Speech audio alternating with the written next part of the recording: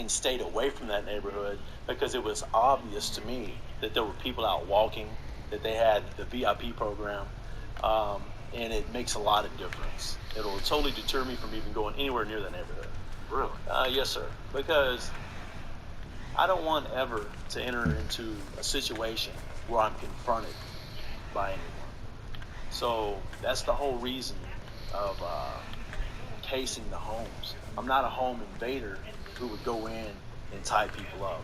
I'm a thief. I'm not proud to say that, but that's what I am. I'm a thief. And I don't want to come in contact with anyone, especially someone who could later identify me. Neighborhood watch programs work.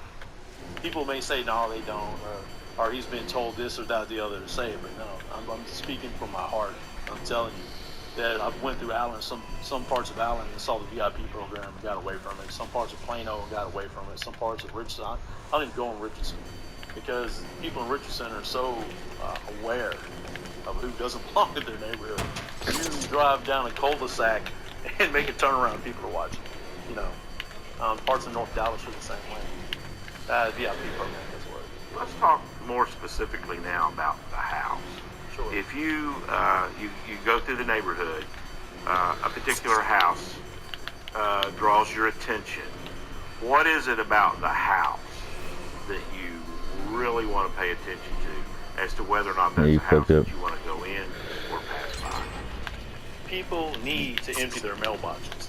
Oh, People need to have their neighbors pick their older newspapers up out of the lawn. Gotcha, bitch. Even if they're not there, that for strugglers, I won't go in a home that doesn't look manicured because I don't believe the people there have the money to manicure the lawn. Therefore, they don't have expendable income. But if you're in a neighborhood that's median income probably $250,000 between the spouses a year, and the yard's not manicured, I just think they're on vacation. And I will go to that house. So picking up the mail, making sure that your neighbors take care of it. Also, like with their trash cans and stuff, instead of pulling their trash like on trash day, that's like a big thing. You can go through and see who's home and who's not just by the trash bin there or not.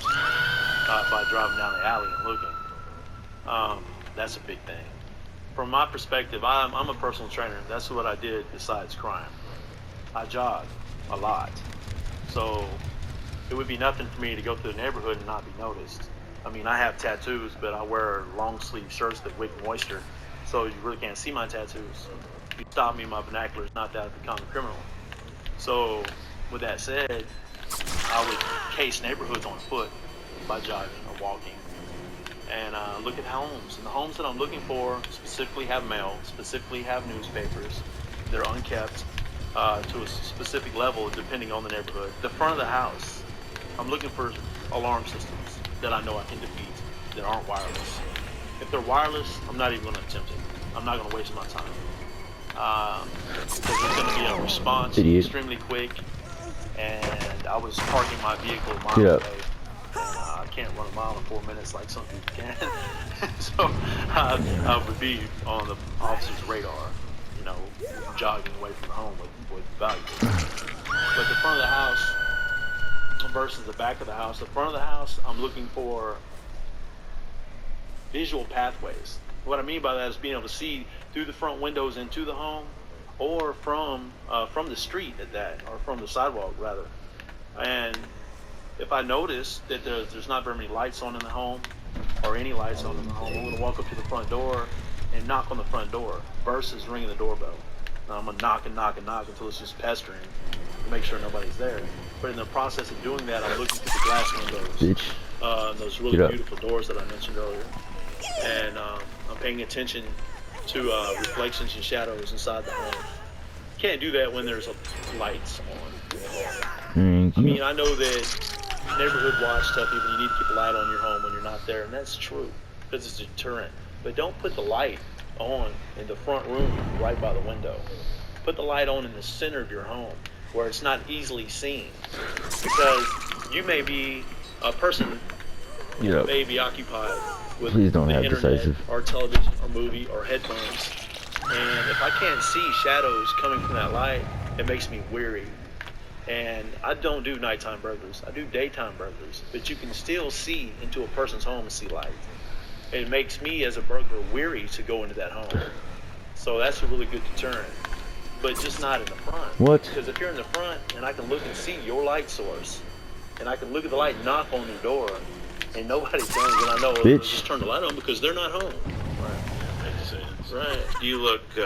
Does it have anything to do if there's vehicles in the driveway or in the garage? Or... Yes, sir. I'd spoken with a detective about that, particularly if I see a vehicle parked in the driveway or in front of the home, I'm most certainly not doing that. It's a waste of my time. Why would I do that when people that aren't home generally don't park their cars in front of their homes?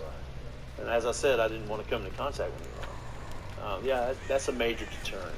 Also, there's small appliances that people can buy that are timers. They can turn their lights off and on. They can turn a stereo off and on. They can turn a television off and on. They can turn a pre-recorded noise of your choice, your voice, your dog barking, any of that on. That's a very good device, and it's very useful, because if I come to your door and I knock on your door and it has a ultrasound or sonic, whatever it's called, a detector on it, and it sets it off when you knock on the door, who is it? Right? I'm like, well, lots of times I'll walk away from the door before anybody even gets there because I don't want to be seen. So it would deter me from actually going to that home. I know you say you want to look to see, across the house from the front yes, to the sir. rear. Once you feel comfortable that there's not a dog in the house and there's nobody home, what's your next step? All right, let's get it I'm close. looking for registration to the city for their alarm. I'm looking for their permit, which will be stuck around their front door on the glass 90% of the time, all over Bitch. their front windows. Get up. That permit tells me that their alarm system is up to date and that it's connected directly, not through a company, but directly to a police station. So if I make any error in my judgment of what I'm doing and that alarm goes off, there's going to be officers there almost immediately. That will deter me, because just so many other people that are homeowners get that first year Bitch. of alarm system for free, Get up. and then don't never pay on it again because they figure I'll never get my house broken into, and they do. At some point, you're gonna transition from the front of the house to the rear of the house. Yes, sir. When you do that, how do you approach from the rear without drawing undue attention to your approach?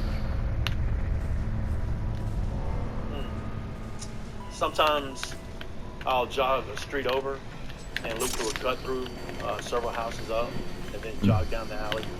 And I already have counted how many houses it is down the alley, and I'll look to see whether or not they have their fence locked.